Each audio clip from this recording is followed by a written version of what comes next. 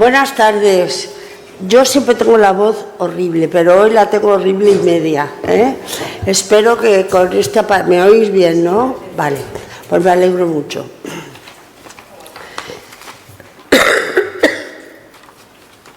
Yo soy aularia desde la fundación de este aula.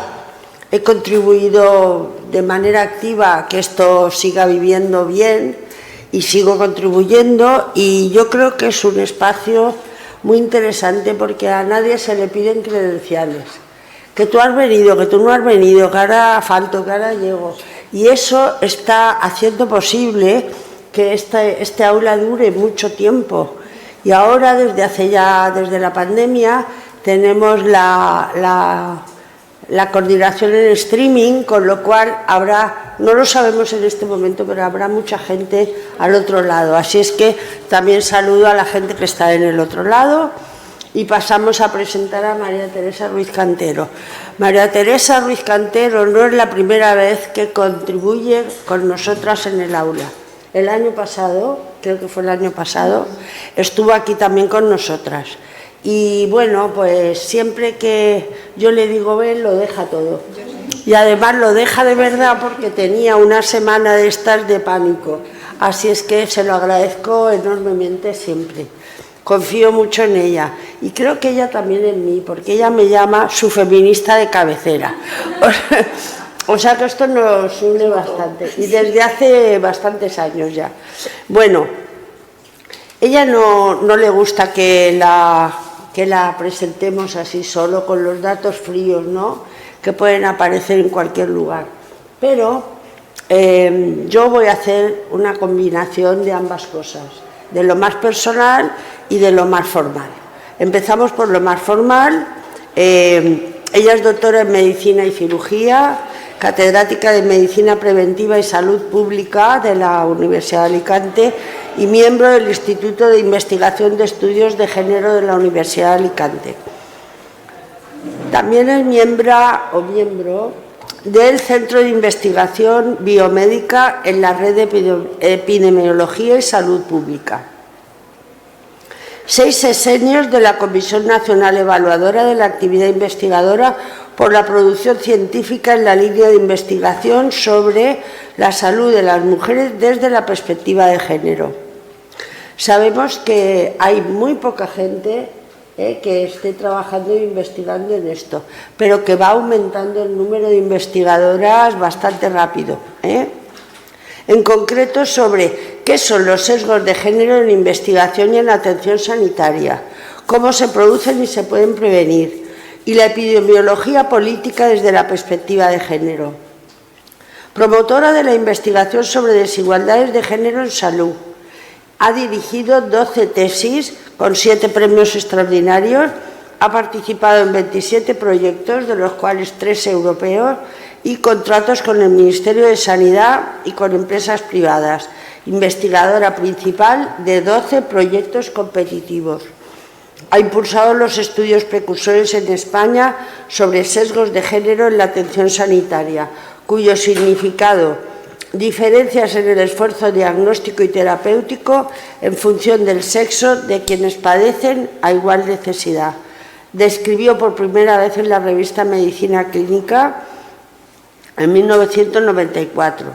También pionera en el ámbito internacional en dar contenido científico a este concepto en un artículo publicado en Journal Epidemiology and Community Health en 1997, que sigue citándose en la actualidad y forma parte del percentil 95 más citado de los artículos publicados en esta revista. Esta descripción del concepto de sesgo de género aparece en la Ley de Igualdad Efectiva entre Mujeres y Hombres de España, promulgada en 2007. Indicadores de calidad de la producción científica, 107 artículos indexados, 1032 referencias a estos artículos. Coordinadora de la monografía sobre perspectiva de género en medicina de la Fundación Antoni Esteve. Ha participado para la Organización Panamericana de la Salud en la monografía sobre género y COVID-19 en las Américas. En el ámbito de la docencia ha colaborado con la ACU de Cataluña para la elaboración de la guía de incorporación de la perspectiva de género en los grados y los máster y ha colaborado en el proyecto de la Xarxa Vives sobre las guías para una docencia universitaria con perspectiva de género, con la monografía en medicina. Y ahora pasamos a lo más personal, porque esto es fuerte, fuerte. Ella trabaja mucho, como casi todas nosotras, que llevamos muchos años verla a trabajar. A ella hay un detalle que ya lo sabéis, quienes estabais el año pasado cuando ella vino, que aprendió muchísimo de su abuela paterna, que era partera empírica. Se llama esto de empírico cuando no se ha pasado por unos estudios reglados. Y esto fue en Melilla, porque ella es procedente de Melilla. Y aprendió de su abuela y con su abuela, que la tiene en un lugar del corazón muy importante. Y ahí sacamos también, o estiramos, lo que llamamos la genealogía femenina, o la ginología. Yo prefiero decir ginología, y acabamos antes, ¿no? Para que no nos digan que cuando usamos lenguaje no sexista vamos contra la economía del lenguaje, vamos a ir a favor, ¿eh? Bueno, dice que todas sus vecinas la respetaban y la querían mucho, a su abuela, y ella también. Cuando íbamos, dice ella, todas las vacaciones, mis padres y hermanos se iban a las maravillosas playas de Melilla, pero yo me quedaba con ella a acompañarla en las visitas. Hacía partos, circuncisiones, los bautizos musulmanes, curas. Me sentía tan orgullosa de mi abuela. A eso añade que mi abuelo era inspector de la sanidad del puerto, así que soy la fusión de los dos y me di cuenta, hará unos 25 años, de lo que estoy contando en un viaje a Melilla con sus padres. Por si no, y me dice, por si esto no te gusta mucho, voy a buscar un currículum formal. Yo lo he leído en el orden contrario, ¿eh? Así es que muchas gracias, porque ahí se nota un poco de dónde te sale esa vocación, ¿no? Y todo ese trabajo. Muchas gracias. Gracias.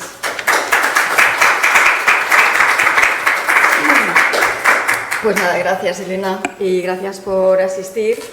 Elena siempre me lo pone un poco difícil porque este año la intrahistoria es que me dijo, bueno, como ya el año pasado diste la sesión de sesgos de género en la atención sanitaria y decías que mujeres y hombres biológicamente muy a menudo somos diferentes, pero que esa diferencia oculta desigualdades de género, en concreto de la atención sanitaria, pues explícanos un poco de por ahí.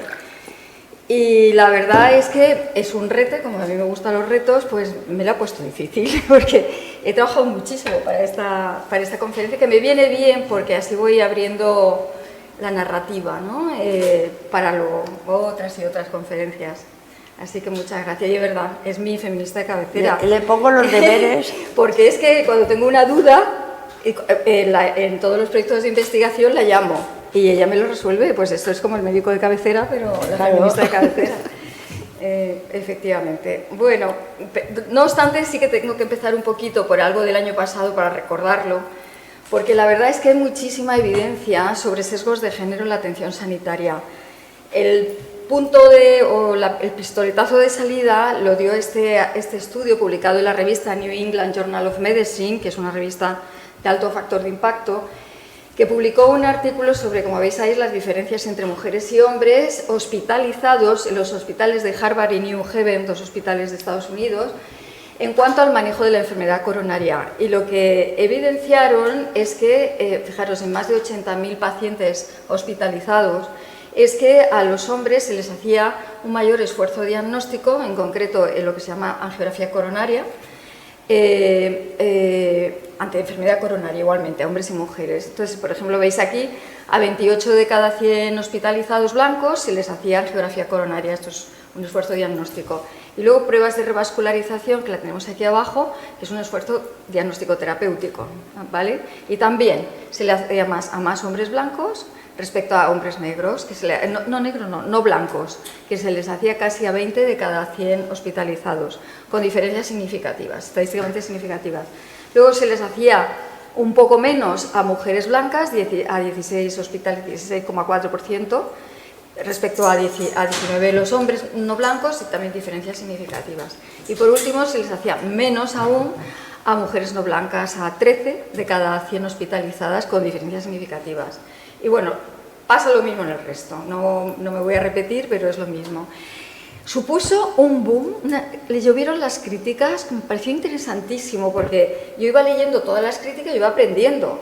Y los autores de este artículo pues tuvieron que ir respondiendo a todas y cada una de esas críticas para ir reanalizando los datos, para llegar a la conclusión de que sí, que efectivamente había un mayor esfuerzo diagnóstico terapéutico en hombres que en mujeres. Y lo había, y esto para mí fue importante aprenderlo, a igual edad, a igual comorbilidad es varias enfermedades juntas, y a igual gravedad, que son 3 dimensiones que de alguna manera fuerzan el esfuerzo diagnóstico y terapéutico, que no quiere decir que a un hombre con mayor gravedad, si ingresa más o le hacen más pruebas, sea un sesgo de género, simplemente es que está más grave o que tiene más enfermedades. Entonces, obviamente que hay un mayor esfuerzo. O, por ejemplo, como pasó con la COVID, con la edad, que no ingresó la gente, aunque no lo sabíamos y no lo sabíamos, pero la realidad es que personas mayores no ingresaron porque no era un criterio diagnóstico ingresar a personas muy mayores, entre las que ya nos encontramos, por cierto. Total, se van a morir igual. Claro, pues efectivamente, ahí hay un edadismo, ¿no? Otro sesgo social, en definitiva.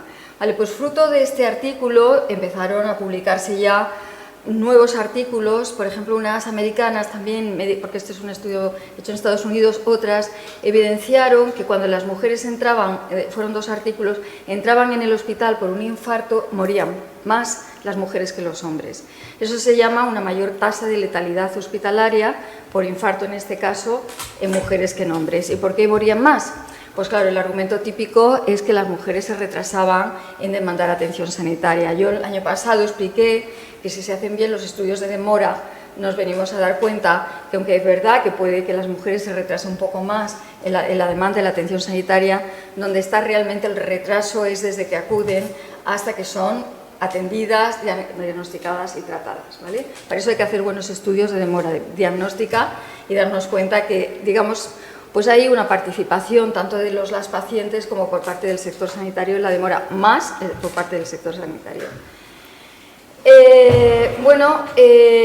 Precisamente fruto de aquel artículo se publicó una definición de qué es esto de sesgos de género, que lo tenéis ahí, lo publicaron en la revista Journal American Medical Women Association, es la revista de la Asociación Americana de Mujeres Médicas. Y como veis, dice la diferencia en el tratamiento médico de hombres y mujeres, el impacto del cual puede ser positivo, negativo o neutro para la salud de los mismos. A mí me sorprendió que volcaran toda la responsabilidad en la práctica profesional, porque los médicos, las médicas, no queremos provocar sesgos de género en la atención sanitaria y tratar peor a un hombre que a una mujer, eso sería mala praxis, ¿no? Entonces, me pareció en aquellos entonces que no debíamos de volcar toda la responsabilidad en la práctica sanitaria, como hacía la propia definición, sino que los médicos y médicas aprendemos en las universidades, por lo tanto alguna responsabilidad tenía que tener la docencia, el que no nos enseñaran que hay diferencias biológicas entre hombres y mujeres y, por otra parte, que hay desigualdades de género en la propia atención sanitaria que a lo mejor no éramos ni conscientes, ¿vale? Esto no lo enseñaban. Y también me parecía que ahí tampoco estaba el origen en el año 91, sino que estaba en la propia investigación. Si no había publicaciones evidenciando sesgos de género, que no las había hasta llegar este artículo anterior, y si no había y si no se investigaba mucho sobre las diferencias biológicas, pues era normal que luego en la práctica profesional se produjeran sesgos de género. Han pasado 30 años, más ya casi, de este artículo, y la realidad es que hay muchísima evidencia publicada, mucha. Yo, ya a estas alturas, es como muy complicado manejar la cantidad de evidencia que hay publicada en las mejores revistas científicas y en no tan mejores. Pero publican en Nature, publican en Science, publican en JAMA, Journal American Medical Association, publican en New England Journal of Medicine, en las mejores, en The Lancet también. Bueno, yo he ido ajustando un poco esta definición, entendiendo que para mí ahora mismo el problema está en la docencia universitaria, que no se transmite ese conocimiento actualizado que tenemos a la enseñanza a los estudiantes de medicina, o de psicología, o de enfermería, tantas disciplinas, ¿verdad? Todas las disciplinas en definitiva. Fruto de mucho trabajo de por medio y de identificar sesgos de género en bastantes patologías en mi equipo, hace 3 años decidimos pedir un proyecto al Instituto de la Mujer, de las Mujeres, para evidenciar por qué, si había tanto conocimiento, se seguían produciendo estos sesgos de género. Había leído algo sobre la posibilidad de que en el diagnóstico se produjeran lo que se denominan sesgos cognitivos inconscientes. Es decir, que los médicos no se dieran cuenta que a la hora de pasar por todo el proceso diagnóstico y hasta llegar al terapéutico cometieran lo que se denominan sesgos cognitivos inconscientes, que ahora luego hablaremos un poquito más de ello. Así que pedí un proyecto al Instituto de la Mujer, que nos lo concedieron, y yo lo que quería ver era si había como una especie de intersección entre lo que eran estos sesgos cognitivos, en no darme cuenta qué patología es la que tiene el paciente o la paciente, con el sesgo de género, ¿vale? Esa era la idea.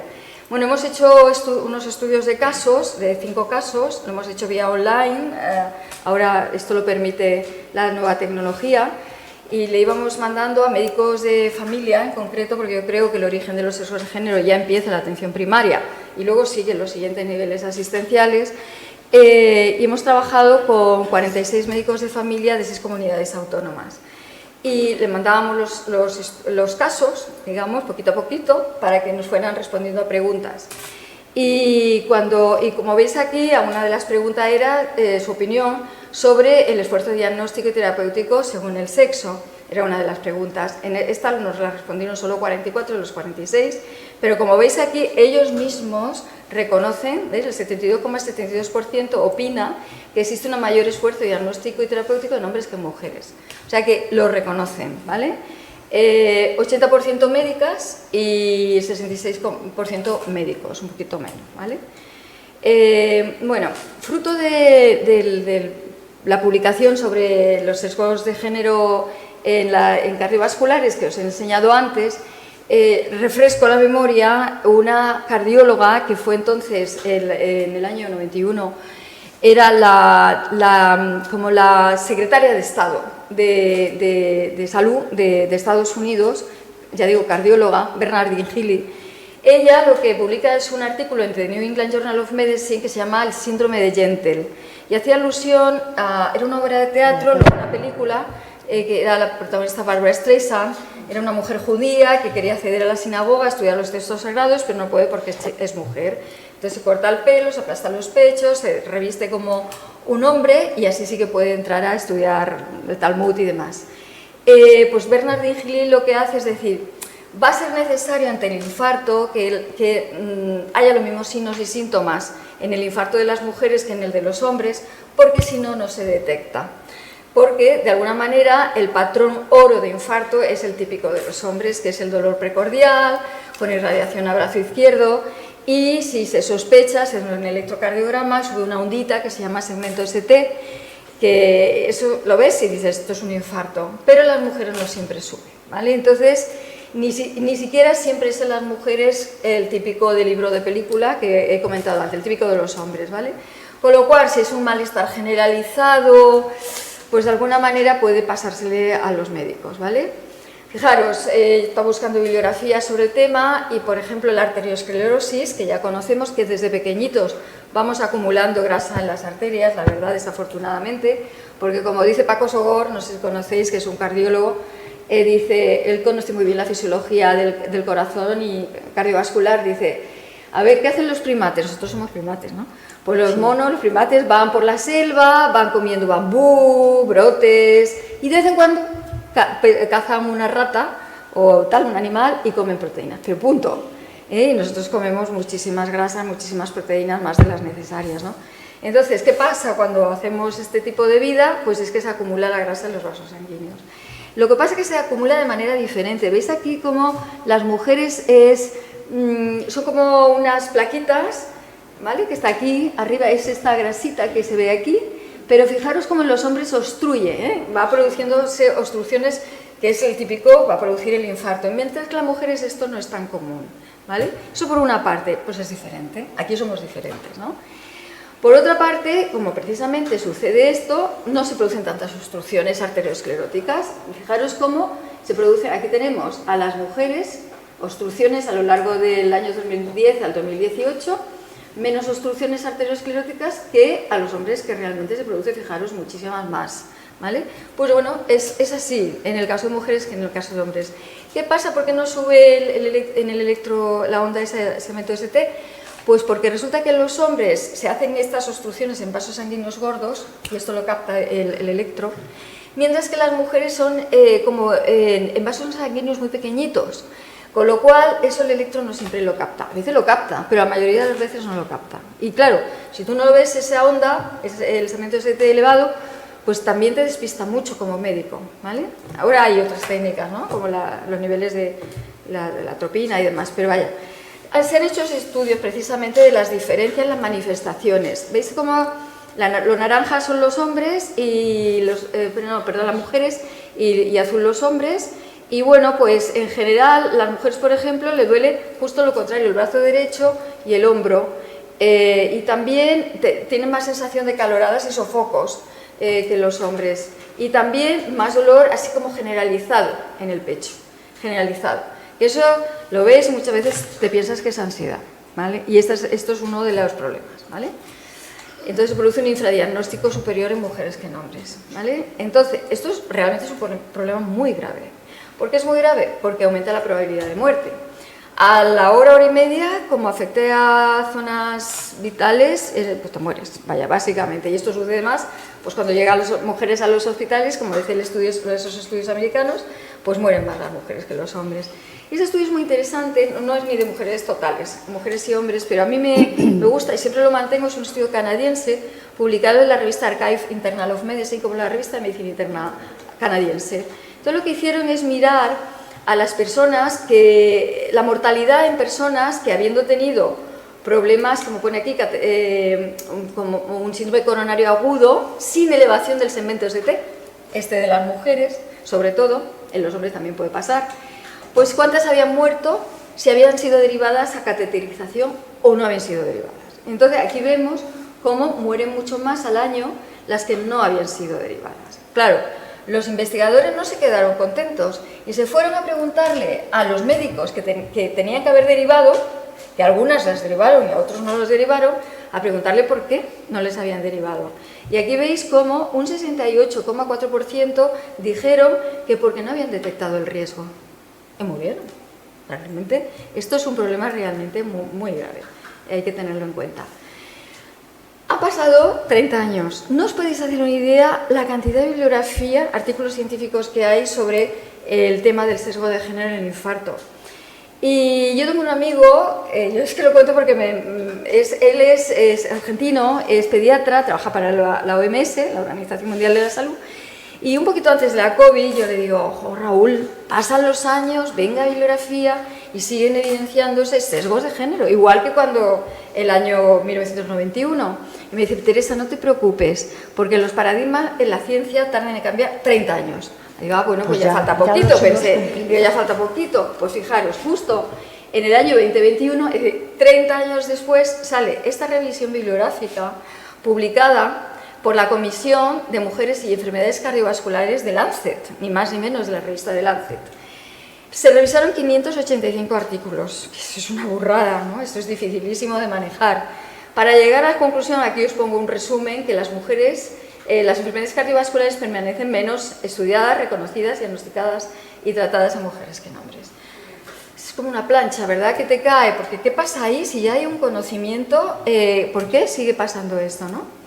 Bueno, la verdad es que es un tema que cada vez es verdad que hay un auge de los estudios de género en medicina importante, sobre todo también gracias a Londa Schivinger, que es profesor, es catedrática de Historia de la Ciencia en la Universidad de Stanford y que convenció a la Comisión Europea de que le financiara un proyecto que se llama Gender Innovation, lo veis aquí, Gender Innovation, Ella lo que plantea, a través de estudios de casos que hay de muchas patologías, también estudios de casos en problemas medioambientales, como la falta de agua, cómo afecta por género, súper interesante esto. Además son chiquititos, o sea que se leen bien, el inglés, pero fácil, con mucho dibujo, mucha gráfica, que es facilito de leer, ¿no? Con bibliografía. Y básicamente pues evidencia cómo las innovaciones de género contribuyen a mejores prácticas profesionales más eficientes, estamos hablando de Estados Unidos, la rentabilidad importa, y más equitativas, ¿vale? Y yo siempre recomiendo, para quien tenga curiosidad, como es tan fácil de leer, que pongáis Gender Innovation en Google y os lo descarguéis. Bueno, tan importante es que también en el año 2021 el Reino Unido, en concreto su Ministerio de Salud, lanza su primera estrategia de salud de las mujeres y lo lanza a través de una encuesta que se llama Dejemos a las mujeres hablar, lo tenéis aquí, salud de las mujeres, hablemos de ello. Y aquí está, let's talk about it, ¿vale? Entonces, lo que hacen, esto lo hace mucho en el Reino Unido, hacer grandes encuestas masivas. Al final ni son representativas porque contesta quien quieren, pero está el volumen de respuestas que realmente la información que aporta es muy, muy interesante, ¿no?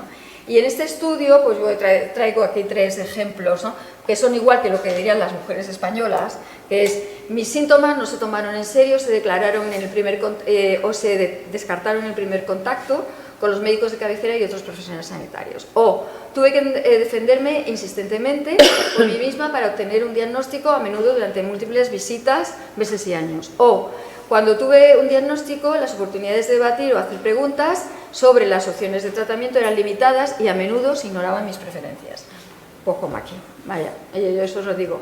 ¿Cuáles son los principales efectos que tienen los sesgos de género? Por una parte, este estudio de la Universidad de Copenhague, que ya os lo presenté el año pasado, que estudia durante un periodo de 21 años todas las personas atendidas por el sistema de salud danés, que fueron 7 millones de hombres y mujeres. Esto es un estudio hecho con Big Data, y llegan a la conclusión que al menos en 700 enfermedades se retrasa el diagnóstico más en mujeres que en hombres. Yo aquí pongo 2 ejemplitos de los que saqué. Los cánceres, las mujeres son diagnosticadas 2 años y medio más tarde que los hombres, diabetes 4 años y medio más tarde, osteoporosis es la única, que los hombres son demorados más que las mujeres. Y llegan a la conclusión de que ya no vale el modelo de talla única en la manera de enfermar en signos y síntomas de mujeres y hombres, porque está despistando el diagnóstico en el caso de las mujeres y por eso se demoran más. Bueno, el artículo ese que tanto me citan, y sigue, es mi testamento, lo publiqué en el año 1997 en Journal Epidemiology and Community Health, y yo creo que lo citan porque es una clasificación de sesgo de género muy sencillita. Por una parte, ya sabemos que hay patologías que podemos ser compartidas, que las podemos padecer hombres y mujeres, y por otras patologías que solo son de hombres o solo son de mujeres, ¿vale? Vamos a centrarnos en las que son compartidas, ¿verdad?, porque son las más abundantes. ¿Y cómo se puede cometer los sesgos de género? Por una parte, cuando nos igualan a hombres y mujeres y no somos iguales. ¿En qué no somos iguales? Pues en la exposición a factores de riesgo, por ejemplo el tabaco o otros factores de riesgo, y los efectos que tiene esa exposición. El tabaco tiene unos efectos mayores en mujeres que en hombres, también depende de la cantidad, ¿no? Por otra parte, tampoco somos iguales, y si nos igualan, como yo estoy comentando, cometerán sesgo de género en cuanto a los síntomas, que no siempre son iguales en mujeres que en hombres. Por ejemplo, la espondiloartritis, que es una patología que he estudiado muchísimo, que es una inflamación articular, sobre todo la espóndilo de la columna vertebral, que hasta finales del siglo XX se pensaba que era una enfermedad de hombres. Luego se ha reconocido que también existen mujeres, pero que en lugar de ser la columna vertebral, que también puede a veces padecerlo, es más de extremidades. Claro, cuando a una mujer le dan así en el talón y grita, ya el reumatólogo ya dice, uff, esto va a ser una espondiloartritis. Pero ya digo, se comporta de manera diferente la enfermedad, siendo la misma enfermedad. Y esto pasa en muchas enfermedades. Por ejemplo, estaba escuchando a una colega en la Universidad de Salamanca este año, que es especialista en medicina de familia, especialista en diabetes. Entonces nos decía, es que la diabetes, se detecta mucho antes, mira, como ahí como en el estudio de Dinamarca, se detecta muchísimos años antes en ellos que en ellas, porque se liga a la grasa magra, que es la que se acumula en los órganos internos, y esta es mucho más frecuente que se acumule en los hombres que en las mujeres, mientras que en las mujeres se nos acumula en esta otra grasa más superficial. Y comenta, es que es necesario que las mujeres estén muy obesas para que ya tenga suficiente obesidad en grasa magra y se pueda detectar la diabetes. Pero pasan muchos años, que es un poquito lo que pasa en este estudio que digo yo de Dinamarca. Ella daba otras razones también biológicas, por lo cual a las mujeres se le demora mucho más que a los hombres el diagnóstico de la diabetes.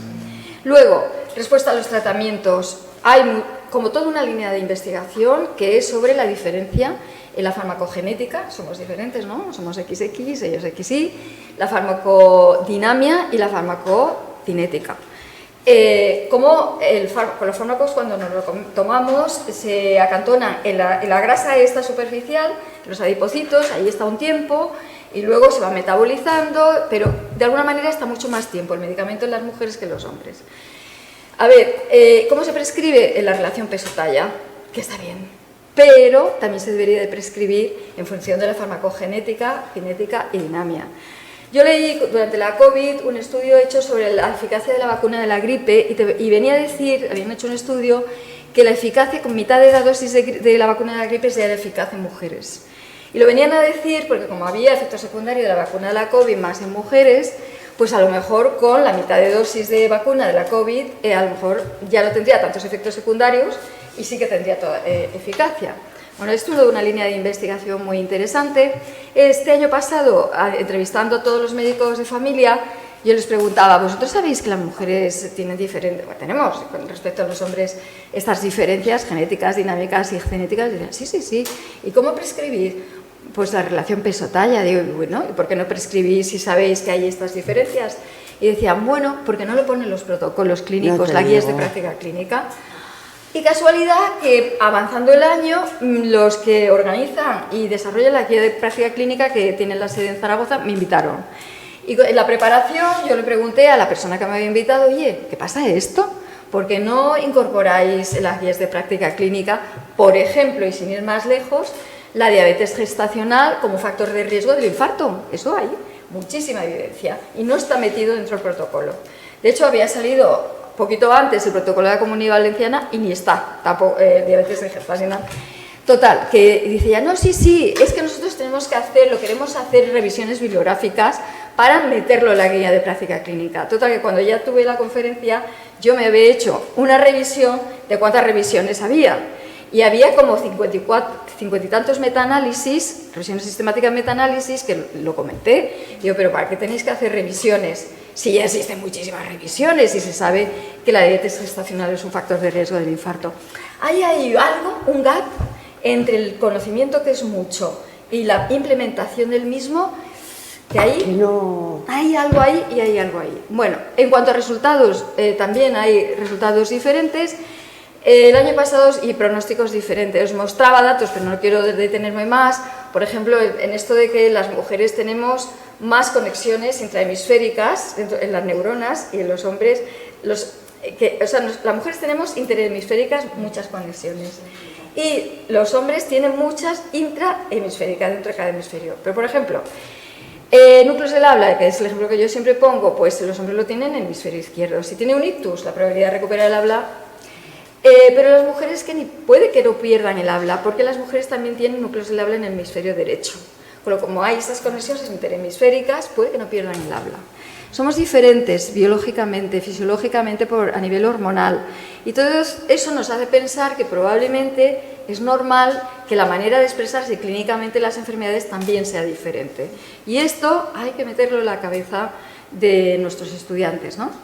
También a veces nos hacen diferentes erróneamente, porque somos iguales. Y aquí el clásico ejemplo es de los problemas psicosomáticos, cuando detrás lo que hay es realmente un problema orgánico. Y de esto yo he aprendido mucho con nuestros médicos de familia, ahora contaré. Bueno, pues igual nos pueden hacer diferentes si somos iguales en cuanto a exposición a factores de riesgo, en cuanto a los síntomas, en cuanto a la respuesta a los tratamientos, resultados, pronósticos. No me voy a detener porque esto lo conté el año pasado. Fijaros cómo somos diferentes. Aquí hay un ejemplo publicado. Esto lo hizo una investigadora de México que se vino a hacer una estancia conmigo, hizo su tesis doctoral sobre este tema, sobre infarto en mujeres, ¿no? En Sonora. Dice, y esta es una mujer, yo les digo que yo nunca sentí dolor, yo no lo registré, yo decía, me tengo que sentar, porque sentía como que iba a azotar. Decía yo, no, es que aquí yo creo, me empecé a sentir como desguanzada solamente. Una hora después, ya no más, dije, ¿sabes qué, mijito? Que me chequen la presión. La médica intensivista me decía, ¿dónde te duele? O sea, a la fuerza quería que me doliera, pues, ¿dónde te duele? Es que no me duele nada. Y tenía un infarto. Y es que es así. Y luego encontré un estudio también, creo que era holandés, danés, Isaacson se llama, o sea que por ahí no recuerdo bien de cuál de los dos países. Aquí está traducido. Un médico miró, no creía que fuera el corazón, creía que era el estómago, por lo que dijo, debería irme a casa y alegrarme de que no fuera nada grave, pero fue grave, porque en el fondo no era un problema de estómago, sino que era un infarto, ¿vale? O sea que realmente esto lo tenemos que tener en cuenta porque es difícil realmente diagnosticarlo, no es culpa, sino que simplemente no nos lo han enseñado y por otra parte no es nada fácil hacer este diagnóstico diferencial, ¿vale? ¿Será que yo soy médica y un poco me siento, en fin, aludida, claro?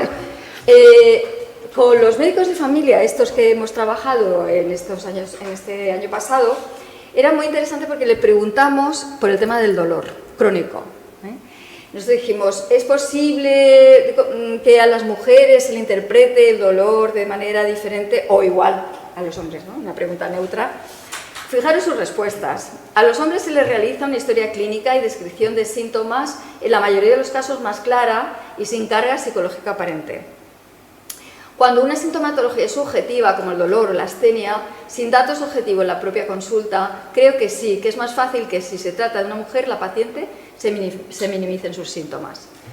Otra, la atención inicial que se da a una paciente mujer es diferente por motivo de factores preconcebidos que hacen valorar diferente la gravedad de los mismos síntomas en hombres y mujeres. Esto hay una autora nórdica de Noruega que sí que tiene evidencias haciendo observaciones en consulta de cómo ante un mismo síntoma es interpretado de manera diferente si es un hombre que si es una mujer. Tiene muchísimas publicaciones de este tema, atribuyendo a las mujeres mayor carga psicológica, infravalorando e infradiagnosticando patología orgánica que se interpreta como carga psicológica.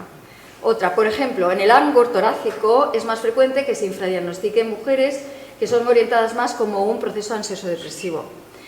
Pensar que los hombres son más duros, si viene es porque realmente le duele, o sea, los hombres lo atienden más. Los hombres suelen visitar menos y con más demora, por lo tanto, cuando van será porque están peor. Es habitual minimizar los síntomas y pensar que son cosas de mujeres, con lo que eso supone de negativo en la evolución de los procesos. Otra, pensamos que las mujeres generalmente son más sensibles o exageran más sus síntomas. Sobre todo eso. Otra, las mujeres, lo dicen los propios médicos y médicas, que yo creo que mejor ejemplo es imposible, lo dicen ellos y lo reconocen. Las mujeres expresan sus síntomas por ser más emocionales de una forma en la que no se considera derivar al especialista y al hombre sí, o que la mujer somatice causas psicológicas. Otra, en ocasiones, ante sintomatología que pueda asociarse dentro del espectro ansioso-depresivo, sintomatología como dolor musculoesquelético, presión torácica o diarrea, en mujeres se suele achacar directamente a la salud mental como causante o precipitante de los síntomas sin explorar otras posibles causas.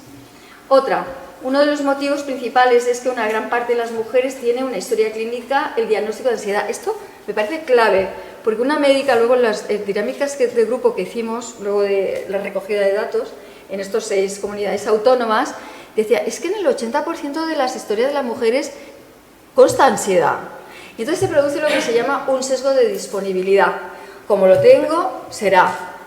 Y claro, te estás equivocando. Nosotros en el caso de espondiloartritis, que es una enfermedad orgánica muy desformante, discapacitante, y que cuanto antes se haga el diagnóstico precoz y el tratamiento mejor para frenar el problema, nos han dicho más en mujeres que en hombres que es un problema funcional, el doble. El mismo caso, porque lo único que cambiamos, a uno les mandamos ella, a otros él, pero era lo mismo, la paciente, el paciente, han duplicado, creo que es un problema funcional, que es psicológico, mientras que los hombres han dicho que es un problema orgánico, ¿vale? Otro, incluso sucede que en nuestras unidades de reumatología muchas veces se encasillan en fibromialgia y se derivan a grupos de fibromialgia sin siquiera haber sido valoradas de forma adecuada. Otro, muchas veces se hacen retrasos diagnósticos de patologías importantes porque la mayoría de las veces se orienta más a las mujeres como algo somático y psicológico, no así cuando lo hacen los hombres, porque además suelen visitar menos y con más demora.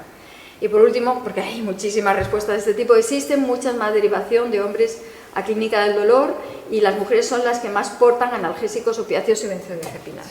O sea, ellos mismos, y además nosotros le preguntábamos y decían, claro que cometemos sesgos con 4 minutos de promedio en atender a cada paciente, esos y más, decían, lo reconocen. Así que cuando ellos se pongan en huelga o manifestación, vayamos, porque está la verdad, hoy pues ves, tenemos que ir y apoyarlos, ¿no?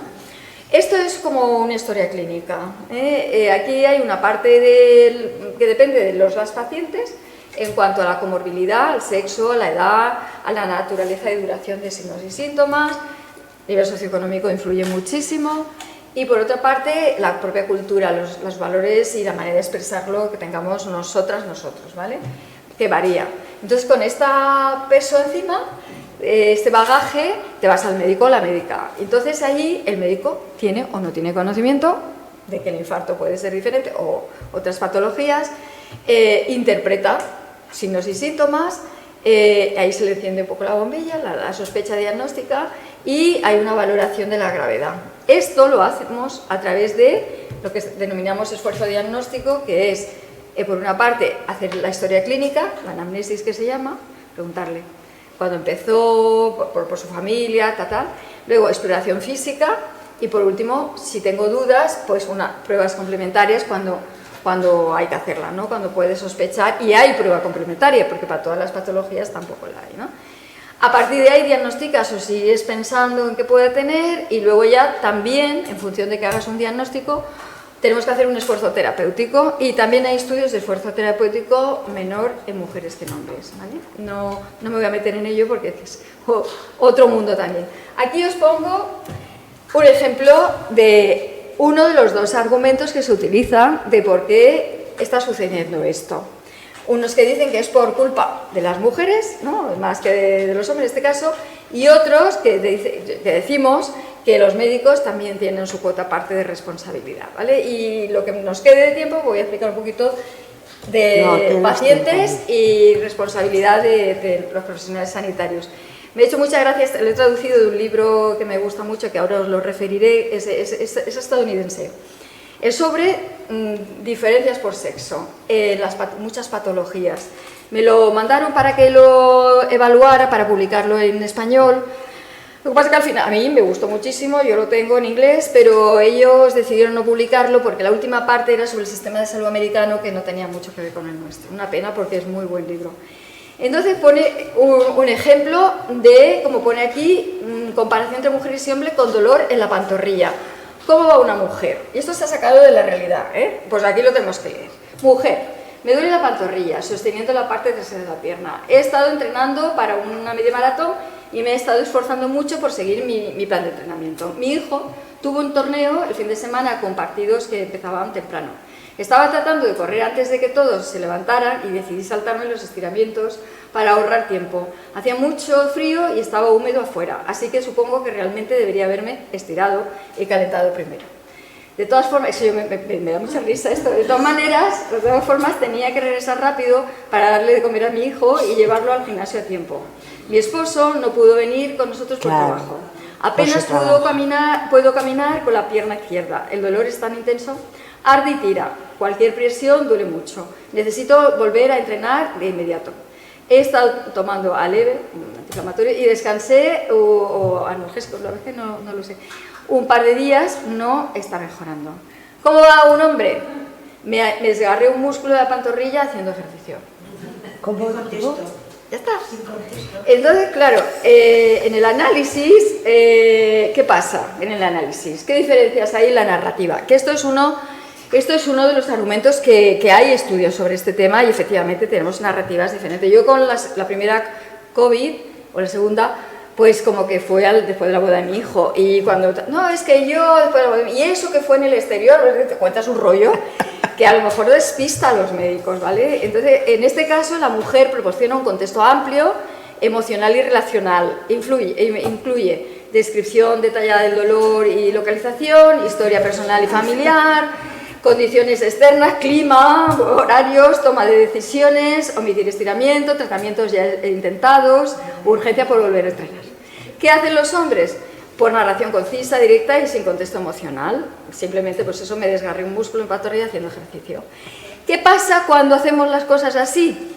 Pues que hay evidencia de que los síntomas del hombre pueden ser tomados más en serio al ser expresados de manera más directa y técnica. Y el diagnóstico y derivación más rápidos a los especialistas, de otros especialistas que no los médicos de atención primaria.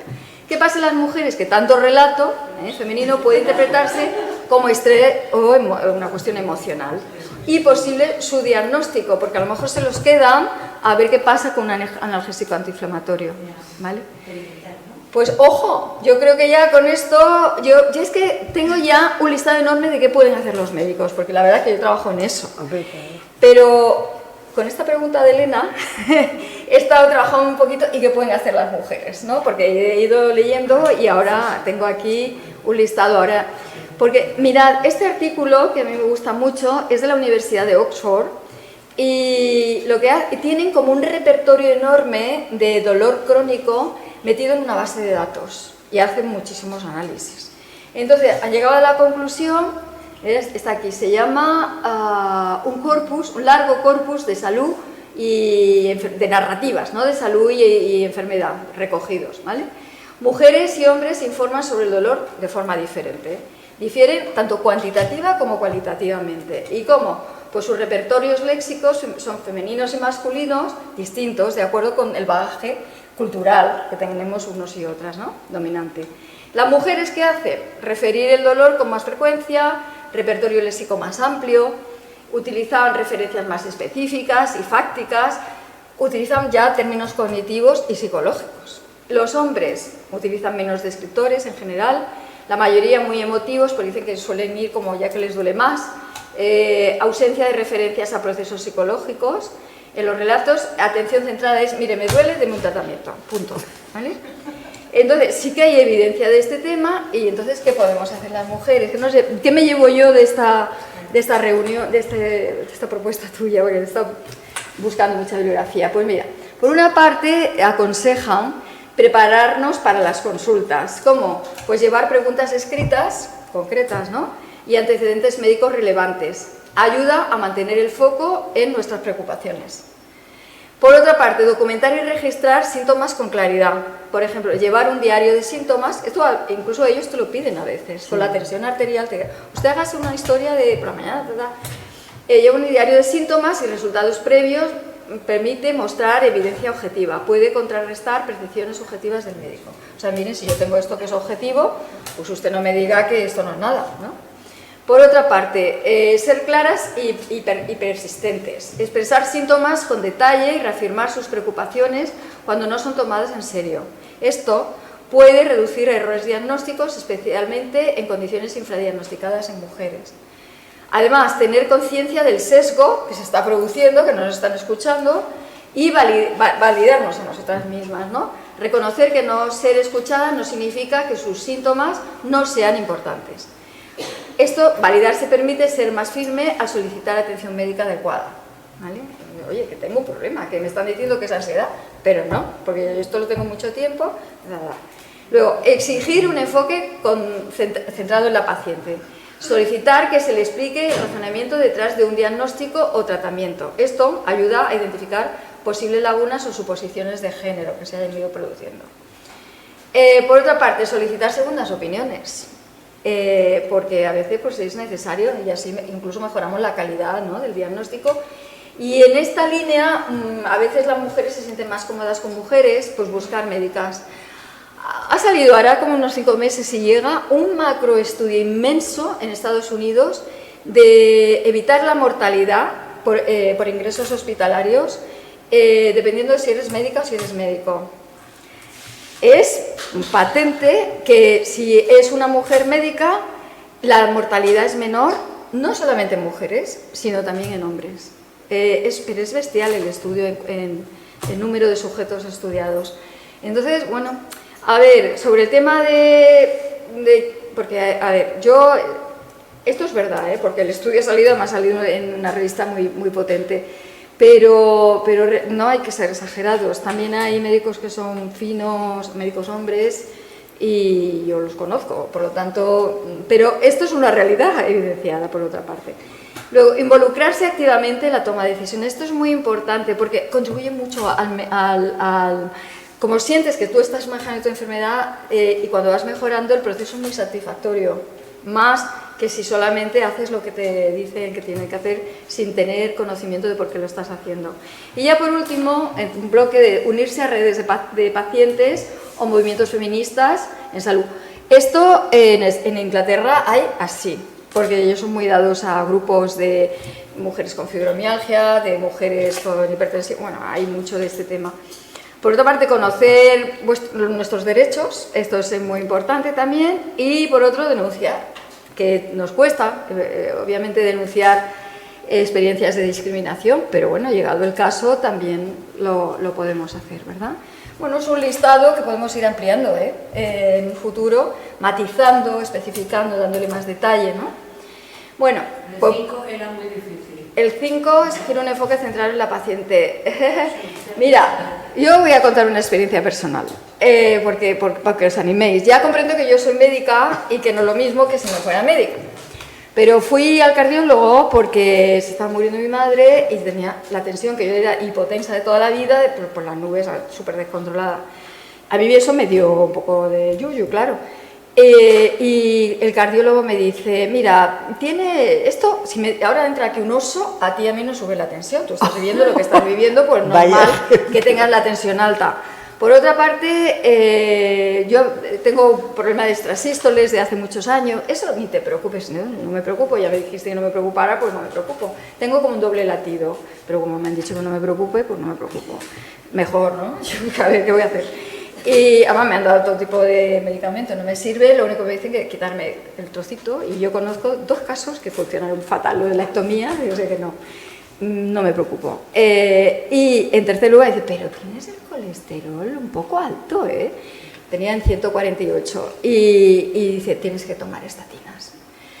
Yo he leído, nos metemos en el tema de inclusión de mujeres en los ensayos clínicos, que no meten suficiente tamaño muestral de mujeres, ¿no? Sino que hacen una inferencia de la validez de los resultados en términos de eficacia, que yo creo que efectivamente, si te quita el dolor de la rodilla de un hombre, un medicamento, porque no lo va a quitar una mujer, la eficacia es plausible, ¿no?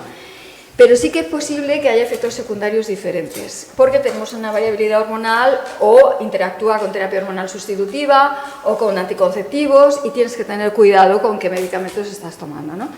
Entonces yo le digo al cardiólogo, estatina no, me dice, ¿pero por qué? Si aquí lo estamos tomando todos, literal, luego esto cuento una experiencia muy... Y yo digo, sí, pero yo he visto que da efectos secundarios, pierdes musculatura, gente que le duele los músculos, no, pero hay otros, me decía, otras estatinas. Y digo, es que te digo que no, mira, porque... Y yo le contaba todo esto, y me dice... No, si tienes un poco razón, ¿no? Pero, bueno, pues vamos a hacer un ensayo de sujeto 1, que era yo. Si te vuelves cabra y japonesa durante 2 meses y te baja el colesterol a 100, ya no insisto. Cabra y japonesa era cabra comer más verdura, que yo como casi todo verdura, pero más. Y japonesa comer pescado, sobre todo pescado azul. Y me explicó algo que ya explico, pero yo creo que es conveniente que lo sepamos todos, porque yo no lo sabía. Y es que el omega 3 del pescado, sobre todo el pescado azul, tapona los canales de entrada de la grasa en la célula. Y de esa manera no entra la grasa, si tomas omega 3, ¿no? En definitiva, me pareció importantísimo el mensaje este, ¿no? Y claro, mi pregunta fue, ¿y cuándo? Ahí ahora Danacol y todas esas cosas que yo al final no lo pude tomar porque es tan dulce que yo no puedo tomar las cosas, es que no puedo con el dulce y eso no me lo puedo tomar. Pero le pregunté, ¿pero cuándo me lo tomo? Porque claro, no va a estar ahí el omega 3 esperando a que yo coma, ¿no? Y estará un tiempo, ¿no? Pero luego querrá irse del lugar. Y me dice, pues buena pregunta, ¿eh? Se queda así, digo, bueno, lo tomo 2 horas antes, lo que sea, 2 horas antes de comer, y para que más o menos en ese tiempo llegue a la célula, ¿no? Y ahí tapone y tal. Bueno, yo por si acaso tomé arroz rojo, porque es una prestatina, tampoco es que sea, es una prestatina como... Pero me bajó a 118 a los 2 meses y yo ni siquiera fui y le dije, oye, mira que estoy en el camino de bajar. Con solamente comer más pescado y sobre todo azul y bueno, verdura es que ya no puedo comer más verdura, solo como verdura. Serían más que cabra. Más que cabra, ¿no? No, os lo cuento porque fue una pelea y luego a la salida ve a mi marido que es reumatólogo y le dice, ¿y tu mujer sabe mucho? Hombre, es un poco como, ¿sabes? Qué fuerte, pero bueno, como es un amigo, pues tira que va, pero os cuento mi experiencia. Claro, esto me lo permitió a mí. Cuando me quitaron el útero por miomas, yo le dije a la ginecóloga, oye, mira, no estoy preparada, porque tenía 48 años, para tener la menopausia, no me quites los ovarios. Aunque le veas quistes, ya me lo quitarás por segunda intención. No le gustó, claro, tú que le digas que... Pero, y cuando me desperté me dice, que sepas que te lo estás colgando como guindillas, que vas a tener la menopausia enseguida. Y bueno, pues nada, yo no me he enterado cuando he tenido la menopausia, porque no me he enterado, la verdad. Como no tenía útero, tampoco sangraba y yo no he tenido ningún problema, pero si me lo quitan de una vez, te produce un síndrome de abstinencia. A muchas mujeres lo sufren mucho, yo no quería tener esa sensación, pero te toca pelear un poco, ¿no? Con mucho cariño y mucho respeto. Pero ¿quién hace eso? Yo digo, ¿esto lo van a hacer las mujeres? Claro, yo lo cuento. Tú lo haces desde una autoridad, desde una autoridad que tienes tú. Pues sí, este es el problema. A ver, y entramos en el médico. Hemos hablado de la responsabilidad que podamos tener nosotras a la hora de explicarnos y enrollarnos mucho y marearlos. A partir de ahora, ¡pum!, concretitas y con la nota ahí, mire, esto me pasó en este momento, 3 ideas, no muchas. Bueno, pues cuando llegamos al médico hay un concepto y un autor que os quiero que igual si hay algunas de vosotras que sois sociólogas, pues lo conocéis mejor que yo, que es Pierre Bourdieu, que lanzó un concepto que es el habitus médico. Él lo que dice es que todos estamos socializados, ¿vale? Y que de alguna manera esa socialización, pues cuando ya somos los que somos médicos, pues la transmitimos también a nuestra práctica profesional. Esta es la idea del habitus médico, ¿no? Luego, pues bueno, lo explica un poquito más y lo he puesto aquí, ¿no? La práctica médica tiende a formar habitus médico, o sea, lo que hago, pues voy generando ese habitus médico y ese habitus médico sirve para unificar, ¿no? y generar la práctica médica actual. ¿Qué pasa? Que ahí se meten muchísimos micromachismos o macros. Y macromachismo. ¿Vale? Ese es el problema, que como estamos socializadas, esto se transfiere también a nuestra práctica profesional y no nos damos muchas veces cuenta, tampoco es que queramos a veces, ¿no? Yo defendiéndolos, como veis, un poquito. Pero no, pero hay mucho sesgo de género y esto es derivado de que es un tema que no se está evitando. Os pongo un ejemplo de uno de los estudios de casos, de los 5 que hemos hecho para los médicos de atención primaria. Esto es un pedazo de trabajo que llevamos. Ya tenemos el primer artículo, que es con espondiloartritis. Hay 2 tipos de espondiloartritis, la axial que os decía, de la columna, y la periférica. Os pongo el ejemplo del axial. Nosotros lo que le mandábamos es información, mujer, hombre, pero a veces era mujer, a veces era hombre, no estaban así. De 30 años, consulta al médico de atención primaria por dolor lumbar de 1 año de devolución. Comenzó de forma insidiosa, sin traumatismo ni esfuerzo previo, ha sido fluctuante, pero ha empeorado en los últimos meses. Entonces le empezamos a preguntar qué impresión diagnóstica tiene, bueno, una serie de preguntas ligadas a lo que sería la anamnesis, la historia clínica, ¿vale? Luego le mandamos, ellos nos respondían y a partir de ahí le mandábamos otra pieza de información, que es la siguiente, y le preguntábamos por el examen físico. O sea que siempre le íbamos dando cuotas de información y no podíamos volver para atrás, porque como le íbamos dando, y entonces las aplicaciones eso te lo permiten, y así le íbamos añadiendo siempre 4 piezas de información y le íbamos preguntando luego por pruebas complementarias, siempre como un paso más allá, ¿no?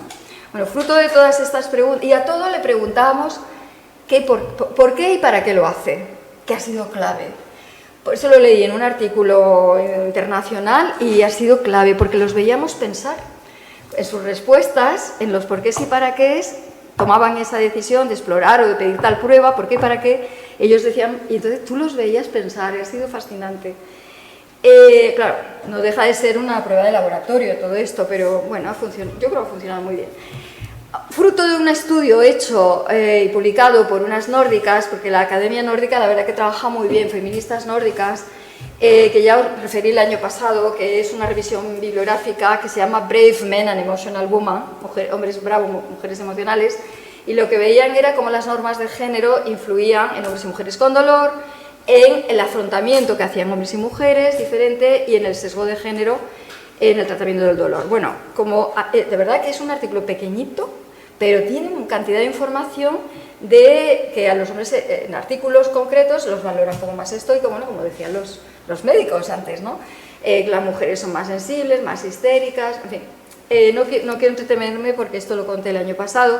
Nosotros lo que le preguntamos, seleccioné alguna de estos ítems para preguntar a los médicos de familia lo mismo, ¿no?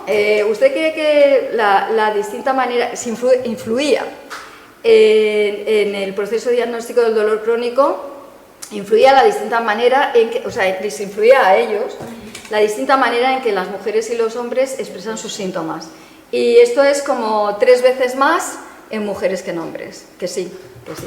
Luego, la manera en la que mujeres explican lo que les sucede, pues un 268% veces más les influía en el caso de para mujeres que hombres. Luego, tener la creencia de que las mujeres son más emocionales y por ello el dolor aparece como somatización de causa psicológica, también 2 veces y pico más en mujeres que no, si era una mujer con dolor crónico que un hombre.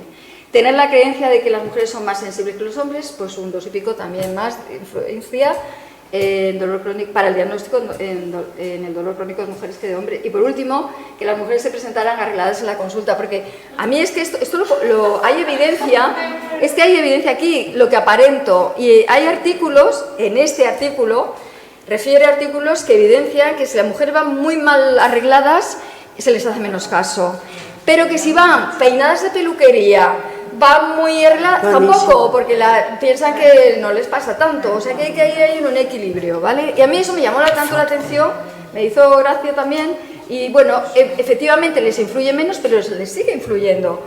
Un 166% más la probabilidad de que les influya en el esfuerzo diagnóstico del dolor crónico en mujeres respecto a hombres, ¿no? En la apariencia. Entonces, es que es muy interesante. Y la otra cuestión que os decía antes, cuando nosotros le preguntamos en estos ítems del estudio de caso, le preguntamos qué le parece, si es un problema orgánico o es un problema funcional, psicológico y tal, 6 de 12 casos de mujeres te dicen que es un problema funcional, que piensan que es un problema funcional, y solamente 3 de 10 casos de hombres. O sea, realmente, porque el resto piensan que es un problema, o sea, 7 de 10 piensan que es un problema orgánico y 6 de 12 piensan que es un problema orgánico, pero 6, o sea, es el doble lo que piensan mujeres que es un problema funcional. Y claro, ya a partir de ahí, porque eso es una de las primeras preguntas, se van produciendo el sesgo de disponibilidad, que decía, porque es el anclaje, ¿no?, en que tiene ansiedad. Y luego, como lo sigan manteniendo hasta el final, esto se denomina sesgo de anclaje. O sea, yo creo que es ansiedad, por ejemplo, en un caso que es de los que hicimos de enfermedad inflamatoria intestinal, crónico-litis ulcerosa, que era otro caso como estos, en la reunión de grupo había una persona, yo no sabía quién era, pero luego se destapó la médica, era una médica, porque se empeñó, era un Crohn, era un caso de Crohn, pero nosotros no le decíamos qué era, con lo cual, y bueno, ella pensó desde el comienzo que era un cáncer de colon. Entonces iba buscando en las pruebas complementarias, sesgo de confirmación se llama eso, buscando el cáncer de colon. Y al final diagnostica cáncer de colon. Esto es un sesgo de anclaje. Se ancló desde el comienzo, pam, pam, pam, y lo siguió. Y cuando lo ve en la dinámica del grupo, dice, era joven, y además una chica, me empeñé y me empeñé y me empeñé, ¿eh? O sea, ella misma estaba ahí como que no sabía por qué se había pasado. Y a la inversa, fijaros, con la espondiloartritis periférica, que ahí sí había en el estudio de caso una inflamación. Allá cuando hay una inflamación ya no le podemos preguntar si es funcional, porque ya si es una inflamación es orgánico. Entonces, en este le preguntábamos qué diagnóstico diferenciales podía ser respecto a lo que ellos inicialmente decían que podía ser, ¿no? Y en hombres, más que en mujeres, hay un sesgo de género, porque lo que les preguntan mucho más a ellos que a ellas si han tenido contactos sexuales de riesgo. En concreto, a las mujeres le preguntan solo a 3 casos y a los hombres le preguntan a 9, eran 12 en total, ¿no? Entonces, a ellas le preguntan por, sí, contactos sexuales de riesgo, relaciones sexuales de riesgo, a ellos posibilidad de relaciones de riesgo, relaciones sexuales literales son sin método de barrera, molestia a nivel genital, molestias urinarias, secreción sexual de coloración y consistencia habitual, bueno, conductas sexuales de riesgo. Hay un sesgo de género también en perjuicio de los hombres, porque a partir de este pensar, sospechar que la artritis es por una infección, parte de los diagnósticos que se hacían se llama artritis reactiva, reactiva a la infección, que no es una espondiloartritis, ¿vale? Es otra cosa y se trata de esta manera, ¿vale? Entonces, es importante. Lógicamente, yo me fui a la RENAVE, la Red Nacional de Vigilancia Epidemiológica, a ver cómo eran las tasas en el 2022, que por cierto han subido, en mujeres y hombres, de las infecciones de transmisión sexual. En los hombres son 81 de cada 31 en el 2022, mujeres 19,59 por 100.000, ¿vale? Y claro, con esta idea en la cabeza, pues lo va buscando, pero de una manera errónea, es el caso, ¿vale? Sesgo de disponibilidad. ¿Piensas que es? Un hombre, pues ITS, ¿no? Infección de transmisión sexual. Concretamente la espondiloartritis, en otros estudios que hemos hecho previamente, que he publicado hace ya mucho tiempo, se confunde con muchísimas patologías. Aquí las tenéis. Hernia de disco, escoliosis, ciática, artrosis, tendinitis, fibromialgia, fascitis, gota. Luego, solo en mujeres, artritis reumatoide, porque es más frecuente en mujeres. Y claro, como es más frecuente, ya el sesgo de disponibilidad lo tienes ahí. Ah, pues si tiene una inflamación de una rodilla, no piensas en espondiloartritis, piensas, porque la mujer es mucho más elevada, la prevalencia de artritis reumatoide que en los hombres. Osteoporosis, síndrome miofascial, conjuntivitis, bueno, nada. En los hombres, fiebre reumática, espolón, esguince, pinzamiento, neuralgia, otros muchos, ¿vale? O sea, realmente la espondiloartritis es una enfermedad como poco conocida. De hecho, en los estudios que hay, en las mujeres está casi 9 años, desde el comienzo de los síntomas hasta el diagnóstico de espondiloartritis. Y en los hombres es 6 años también. Es una enfermedad todavía poco, y sobre todo la periférica. Es muy, ellos mismos, los médicos de atención primaria, dicen, yo lo que he aprendido es que me tengo que leer las espondiloartritis, nos decían. Bueno, le he preguntado a ChatGPT, como ya no tenemos tanto tiempo, no lo vamos a poder ver, pero sí que solamente la idea. Yo utilizo mucho ChatGPT, porque la verdad, cuando sabes hacer preguntas,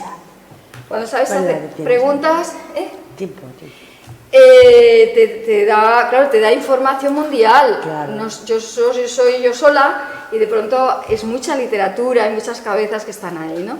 Entonces le he metido todo el caso completo de espondiloartritis axial esta mañana y le digo, ¿qué pensarías que es? Le he preguntado, ¿qué diagnóstico? Y me ha dicho, altamente sugestivo de espondiloartritis axial. Y le he dicho, ¿y qué diagnóstico diferencial? ¿Con qué otras patologías? Y me ha dicho, dolor mecánico lumbar crónico, hernia de disco, fibromialgia, espondilodiscitis, neoplasias. Y he hecho muy poco probable, en este caso. Pero luego le he preguntado, ¿y si solo fuera mujer? Y me ha dicho otra cosa. Me ha dicho espondiloartritis axial, fibromialgia, endometriosis, sacroileitis infecciosa, síndrome miofascial, disfunción sacroiliaca. Y le he dicho, ¿y si fuera hombre? Le he preguntado. Y me ha dicho, espondilitis anquilosante, columna vertebral, espondiloartritis no radiográfica, porque en el caso no sabía que no había. Espondilodiscitis, que es infecciosa, hernia discal, tumores espinales, dolor lumbar mecánico. ¿Y qué es lo que yo me doy cuenta con esto? Pues fijaros, aquí tenemos la de las mujeres, que la he puesto aparte para que veáis cómo mujeres diagnostica fibromialgia, que aunque duela mucho, realmente no es grave, es dolor de las fibras musculares. Síndrome miofascial, pues tampoco es una gran patología, y disfunción sacroiliaca, disfunción no quiere decir mucho, pues digamos que diagnostica más funcional el ChatGPT en mujeres que en hombres. A ellos les ponen más enfermedades orgánicas, ¿vale? Claro, porque Entonces yo le he preguntado, ¿qué factores objetivos versus subjetivos te ha hecho hacer el diagnóstico de espondiloartritis axial, ¿no? Entonces me ha dicho, me ha puesto esto, el razonamiento, ¿no? Y fijaros qué curioso, es que es tan curioso. Yo que me lo paso genial con ChatGPT. No sé si ya voy a querer estar con un hombre o alguna vez en mi vida, porque es que... Bueno, con el que tienes ya tienes. Bueno, yo tengo otro, historia. pero... Fijaros, me ha dicho, hormonal, es objetivo, o sea, el diagnóstico, con todos los datos que yo le he pasado, hay un dato objetivo que es basado en evidencia endocrina y fisiológica comprobada.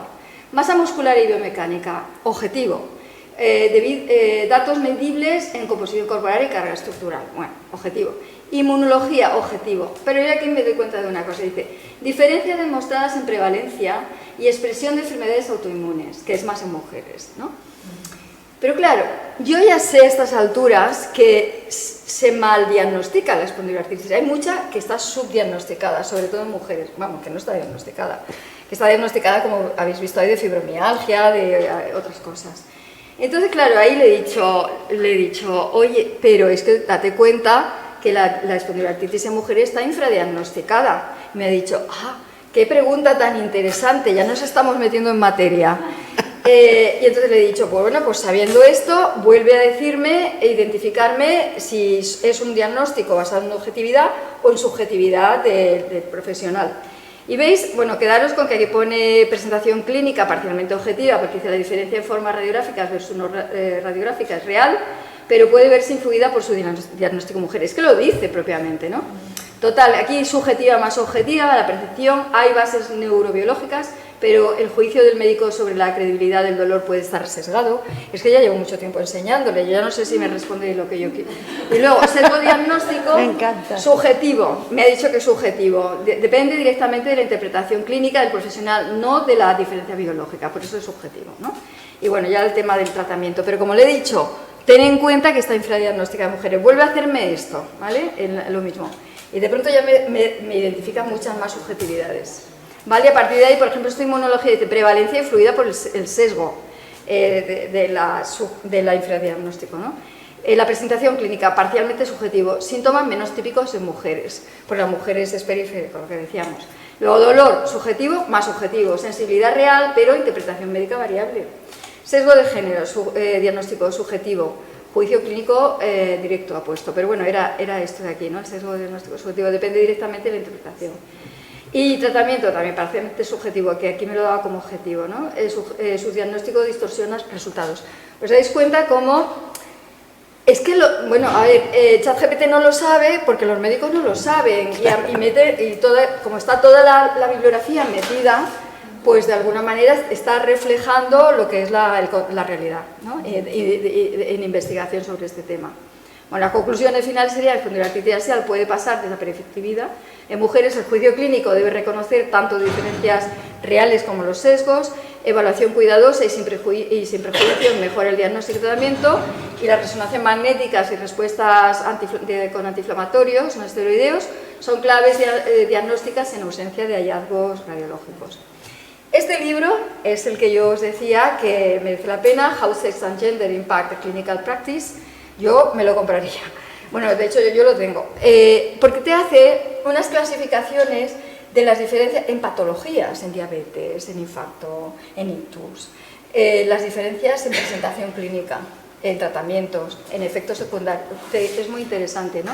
Por ejemplo, en el accidente cerebrovascular, los síntomas en mujeres son desorientación, sobre todo, mayoritariamente. Yo siempre digo lo mismo, no es que no sea a veces anormalidades sensoriales en mujeres, también, o como en hombres también puede ser desorientación, también, pero esto está hablando de lo mayoritario, claro, ¿vale? Y en mujeres es desorientación, cambio del estado mental, cefalea, dolor y cambio en el nivel de conciencia. En los hombres mayoritariamente anormalidades sensoriales, caída facial, habla arrastrada y nistagmo.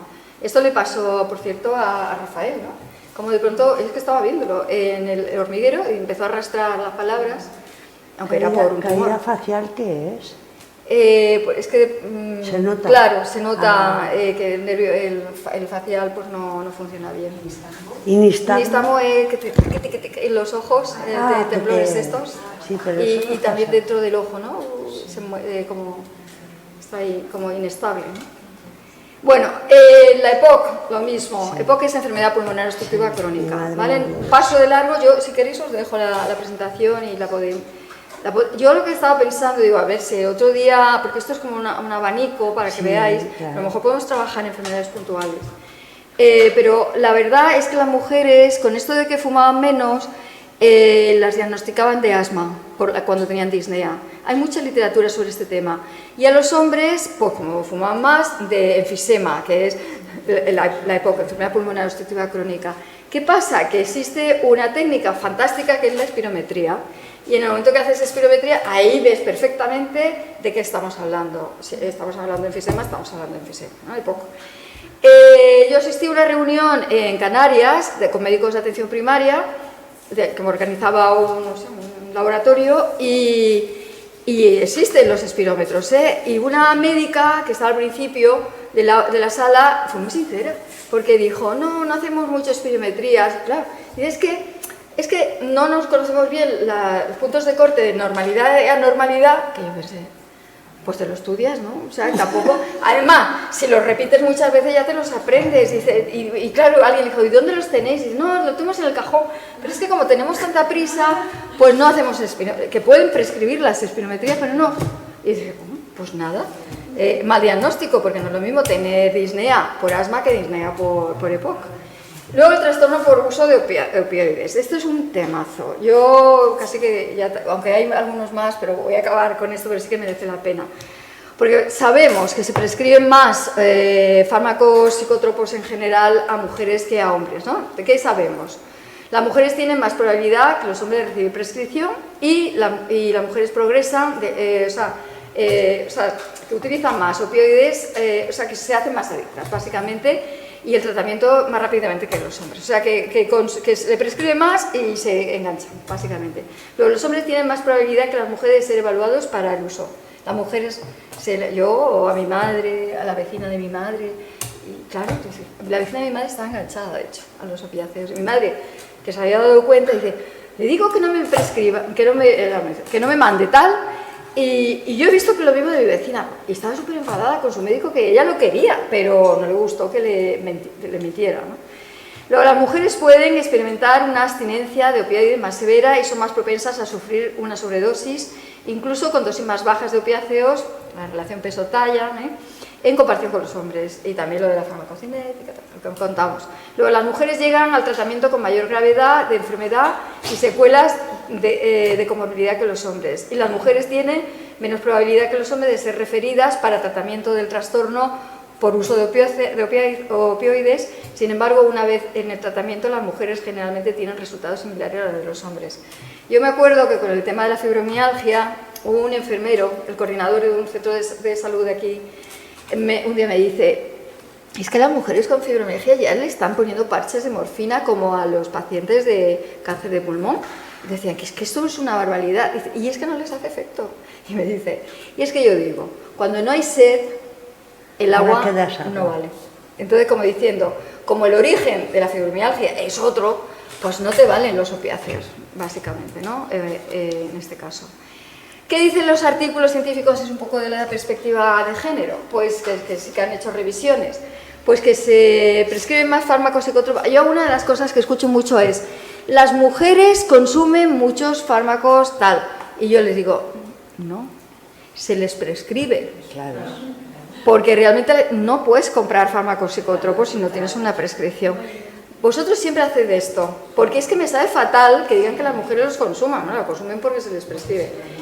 Entonces, ¿qué dice la literatura científica? Pues por una parte que los médicos tienden a prescribir fármacos para síntomas depresivos de baja intensidad más a mujeres que a hombres. Luego, que hay una mayor prevalencia de depresión y ansiedad. Y aquí me paro, porque tengo una compañera médica de familia de Granada que estudia este tema y me dice, Teresa, es que no es verdad. Y dice, a ver, si sumamos depresión, ansiedad, síndrome depresivo, que no llega a tener los criterios de depresión, y síndrome de ansiedad, que también no llega a tener los criterios de ansiedad, todo junto, por un lado. Es verdad que hay más mujeres que hombres, pero si luego sumamos a eso alcoholismo y suicidios, la prevalencia es muy parecida. O sea que, al final, cuando se habla de problema de salud mental, las mujeres tienen más que los hombres, depende lo que metas en la definición de problema de salud mental, ¿vale? A mí esto me parece que hay también que deconstruirlo y decir, ojo, ¿a qué estamos hablando cuando hablamos que tiene usted un problema de salud mental? ¿Vale? Luego, las mujeres al quejarse inducen la prescripción más que los hombres propiamente. Y luego, y si no es todo esto, los médicos atribuyen a factores psicológicos más fácilmente en mujeres que en hombres lo que son síntomas físicos. O sea, luego, por esto que dicen, ay, es que un infarto, es que creía que era ansiedad, ¿no? Pues eso, se le etiqueta. Hay estudios, este no es reciente, el 21, estoy ya acabando, en donde se pregunta el estudio, ¿la discriminación de género afecta a la salud mental de las mujeres? ¿Qué está haciendo la psiquiatría por la salud mental de las mujeres? Entonces lo que hacen es estudiar la prescripción de benzodiazepinas y como podéis, estudia por sexo y si la prescribe una mujer o un hombre médico-médica. Y aquí podemos ver que las mujeres médicas prescriben más a mujeres, que es la barra del histograma blanca, respecto a los hombres. Pero es que los hombres médicos prescriben mucho más a las mujeres que a los hombres, que también a los hombres les prescriben, pero aún les prescribe más. Y aquí están las dosis, y también las dosis son mayores a mujeres que a hombres, ¿vale? Eso es lo que dice este artículo. ¿Qué dice el feminismo? Que a mí es que me encanta, por eso lo cuento siempre.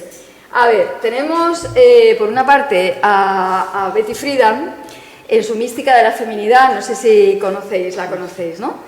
Entonces ella evidenció con unos estudios de psicología social poblacionales muy grandes que las mujeres cuando vuelven, pues los hombres se van a la guerra, ocupan las fábricas, se empoderan, más dinero, una red social más grande, cuando vuelven ellos quieren que las mujeres, que todo siga como antes, las mujeres vuelvan al hogar, algunas vuelven, muchas vuelven, se empoderan, se hunden, se deprimen y a escondidas tomaban somníferos, alcohol, ¿no? Y a esto le denomina, bueno, por una parte, por cuando se preguntaba a Betty Friedan, pues decía, no sé qué me pasa, y le llamó la enfermedad que no tiene nombre, ¿verdad?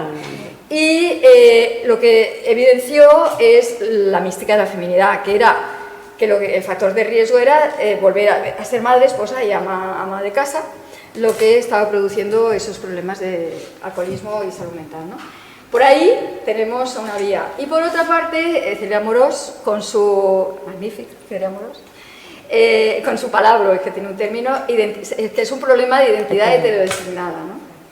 Y aquí siempre cuento que hubo una tirita en El País, la contraportada del País hace muchos años, que era de Aznar, me entrevistaban a Aznar, y me dio una rabia entenderlo también, y me dio rabia, porque la tirita se titulaba Mujer, Mujer. Ah, claro, lo que él decía. Y entonces, claro, cuando lo lees era, a mí me gusta la mujer, mujer, y yo lo entendí, claro, yo lo entendí. Que era un poco lo que cuenta Betty Friedan, pues ser madre, estar monísima de la muerte y todo lo demás, ¿no? Entonces, pues esta es la realidad. Claro, ¿qué pasa cuando tú tienes una idea y prescribes fármacos psicotropos cuando realmente el origen del problema es familiar, es económico, es de contexto social? Que es a lo que en el fondo van las mujeres, a que les ayuden, ¿no? En Santa Pola, en el centro de salud, un día me cuentan, estaba haciendo una tutoría, dice, mira, cuando cerramos el centro de salud, tenía un centro de urgencia, dice, se nos arman unas colas de mujeres tremendas, porque todas vienen por el diagnóstico de que tienen ansiedad y el Valium, no, ¿cómo se llama el otro? Que es tan conocido. Se diazepam, pero hay uno que es muy conocido, que es otro también súper, bueno, da igual, el Orfidal.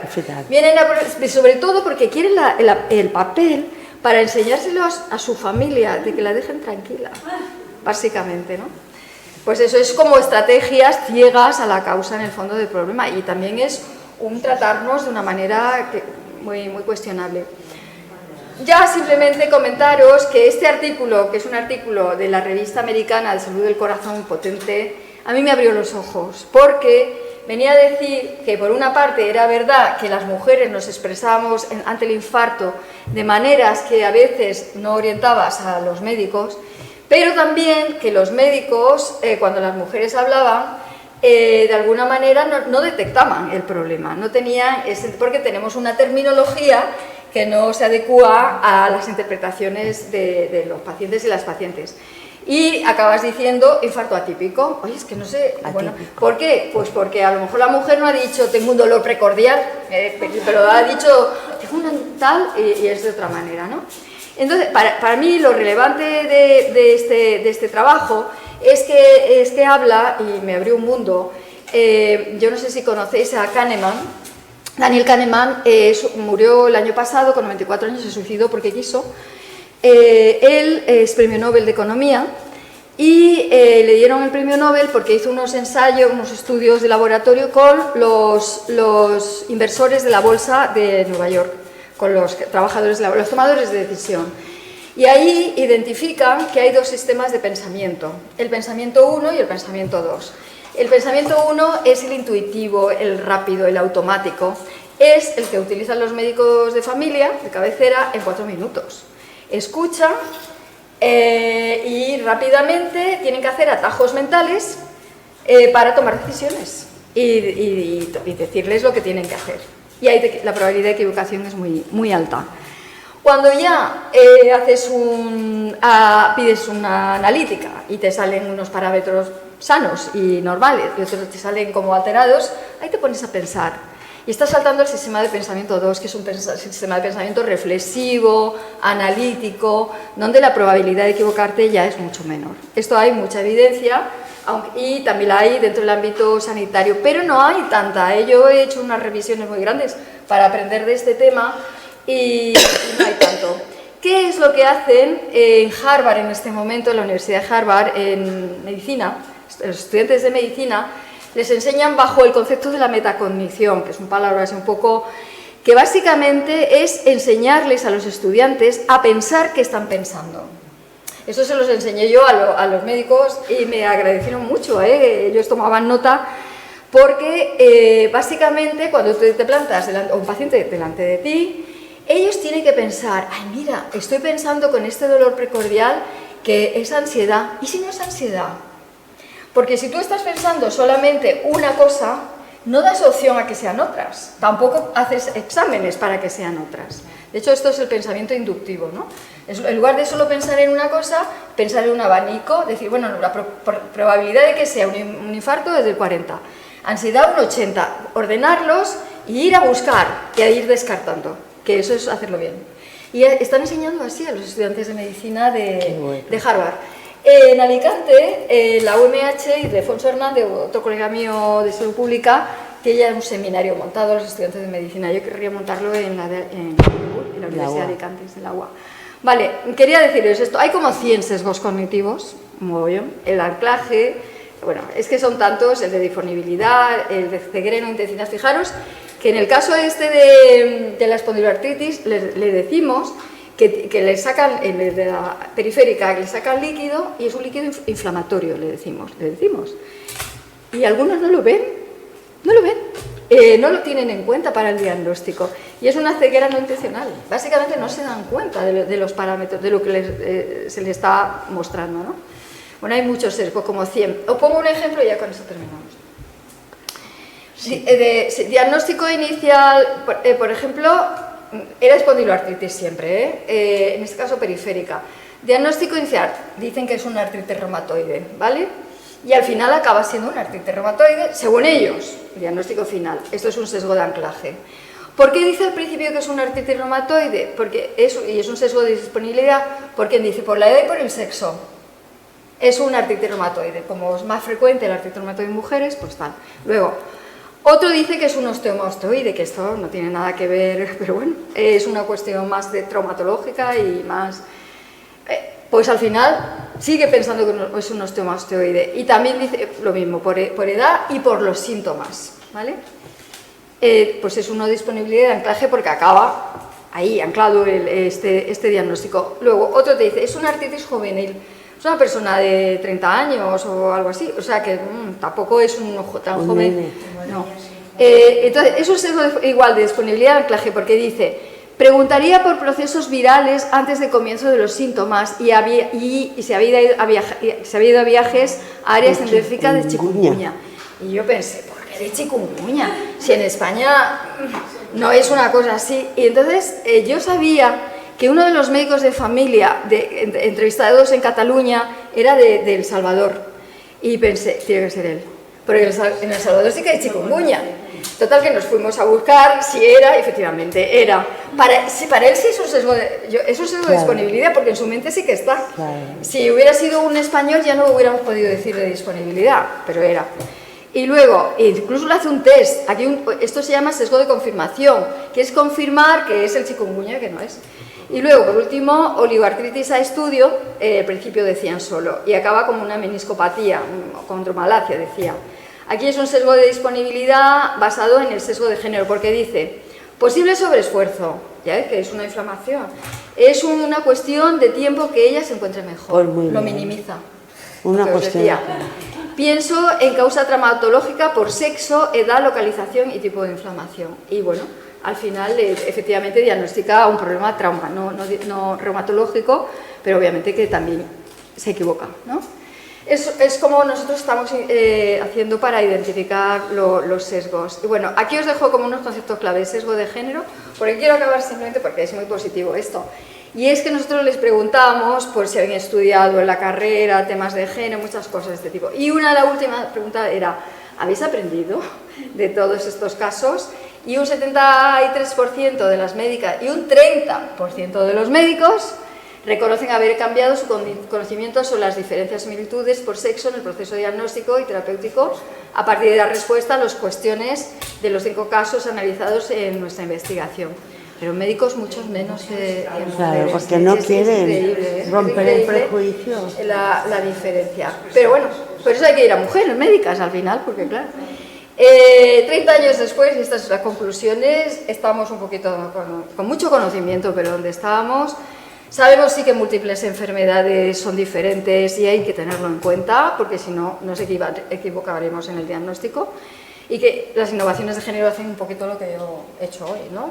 Explicar por qué pasa y qué hay ahí detrás, ¿no? Tenemos que tener muy claro que las diferencias biológicas van a influir en las conductas y las conductas en la biología. Es la pescadilla que se muerde la cola. No tenerlo en cuenta también va a producir sesgos de género. Y luego ya por último, pues que hay mucha evidencia, la Organización Mundial de la Salud y todas las universidades tienen muchísimas investigaciones en múltiples patologías, ¿vale? Sobre sesgos de género en la atención sanitaria. Bueno, como sabéis, que en cualquier patología que yo voy buscando y encuentro, una alumna de máster me dijo, yo quiero hacerlo sobre sesgos de género en autismo. Autismo, yo no tenía ni idea, Bueno, pues también hay evidencia de sesgos de género, porque en los chicos afecta más a la movilidad, y en las chicas lo que hacen es hablar muy bien y enmascaran que existe autismo. Se llama el fenómeno del enmascaramiento y se diagnostica mucho más tarde las niñas que los niños. ¿Vale? Entonces, pero hay, lo que pasa es que no se les detecta. Entonces, como sabéis que esto se puede producir, yo ya me empoderaría, ¿no? Diría, oye, pues si a mí no me lo diagnostican y voy dando vueltas por el sistema, como dicen las nórdicas, muchas más que los hombres, pues ya sacamos ese listado y a ver si podéis conseguir que os lo diagnostiquen bien, en definitiva. Muchas gracias. Muchas gracias.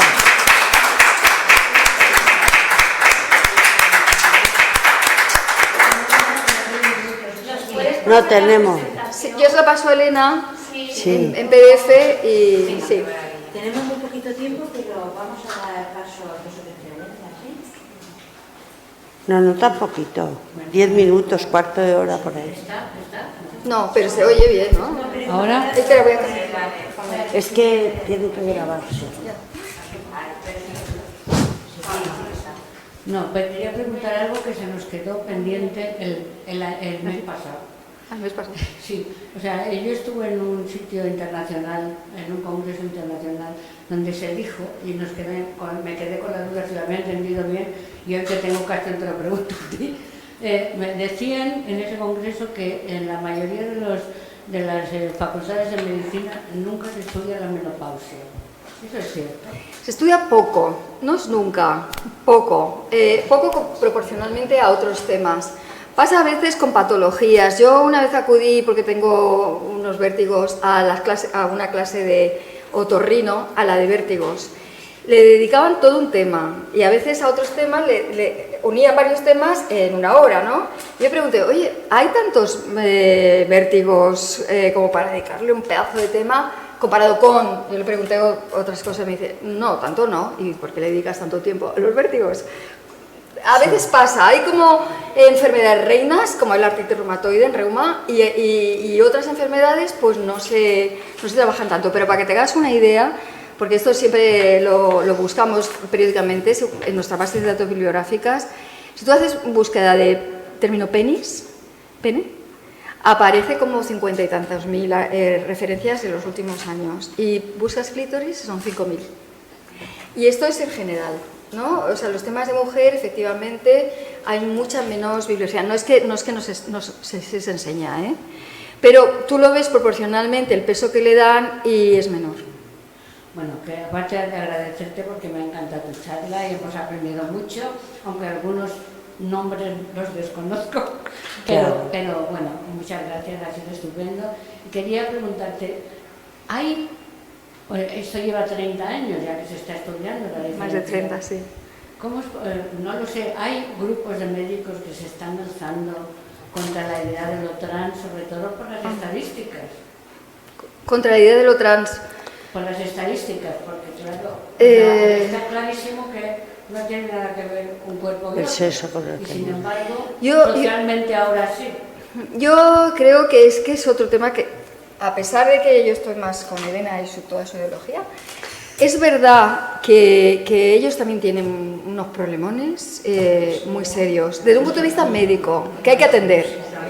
Yo a mi colega, a un colega que tengo que es gay, quisimos hacer una revisión de diferencias de género, entendida mujer, femenino, masculino, mujer-hombre, y meter dentro todo el tema trans.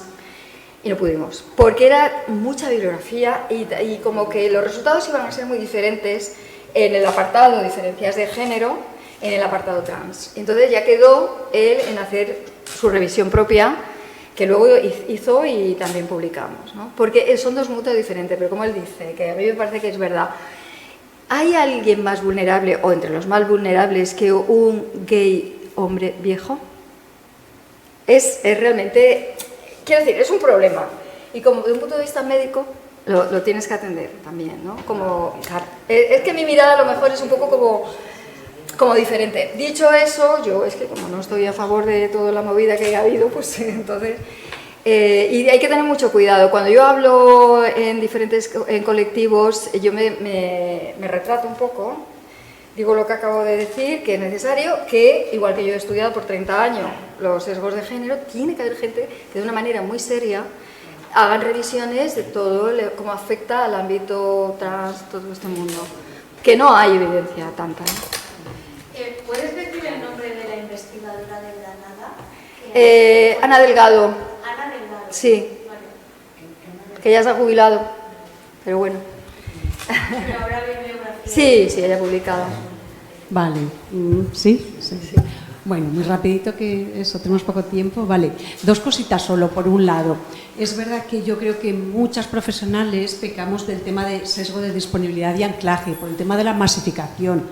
Todo lo que estás diciendo en servicios sociales se produce.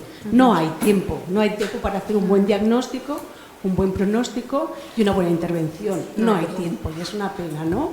Y me da vergüenza decirlo, pero es que es así. No, es mejor. No hay tiempo, eso es. Y por otro lado, me sorprende que vivas con tu marido es médico reumatólogo. Sí.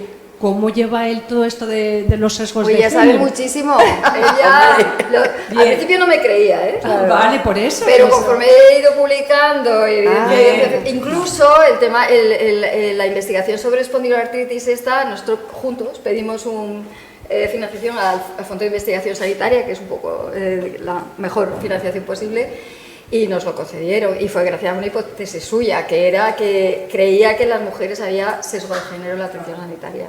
Sí, no, ya he aprendido. Y sabes, sí.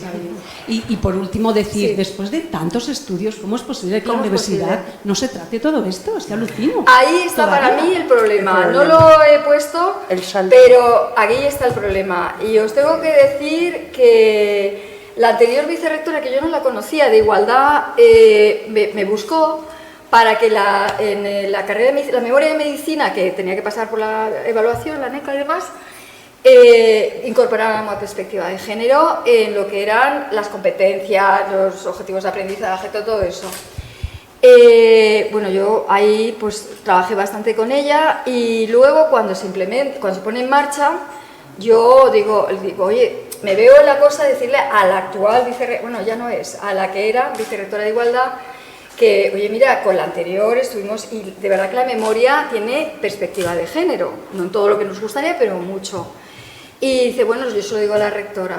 Y la rectora le respondió, es una amiga de la rectora, pero le respondió, en el próximo reforma del plan de estudios lo implementaremos. Eso dije Siempre yo, estamos uf, igual. y me enfadé un poco con ella. Claro. Y cuando la veía le ahí, ¡ping! Porque realmente es más joven que yo, la conozco desde niña, y realmente es que esto pasa, Sí, hay una sí. molicie. Molicie, me encanta. Sí, y luego incluso las tesis, han sido tesis, estos estudios de espondiloartritis, premios extraordinarios, eso sí, le han dado las dos tesis, y yo le digo a la reumatóloga, Vega, ¿has visto esto? Esto es una prioridad. Me da, ay, María Teresa, prioridad. Es que tenemos tantas prioridades, Sí, siempre es lo mismo. pero siempre es lo mismo. El próximo día. Pues nada, por eso esa listilla hay que... Vale, pues nada. Ponerla en marcha. Encantada y a vuestra disposición. Muchísimas gracias.